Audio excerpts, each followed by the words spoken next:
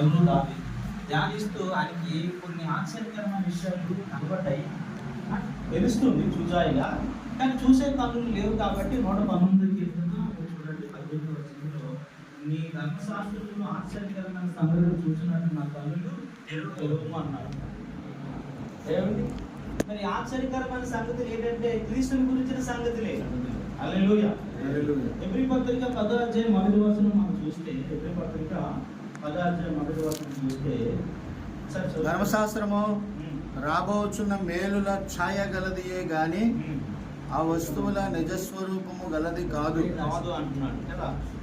రాబోచున్న మేలుల ఛాయే ధర్మశాస్త్రం అన్నాడు. రాబోచున్న మేలులు అంటే క్రీస్తులో కలగబోయే యొక్క మేలులకు ఛాయ. క్రీస్తులో మనకి మేలులు ఉన్నాయండి, కలగబోయే మేలుకు. ఆ మేలులకు ఛాయ లేదంటే దృష్టాంతము, సాదృశ్యమే ధర్మశాస్త్రం అన్నాడు. క్రీస్తులో కలగబోయే మేలులు అనేకమైన ఉన్నాయి.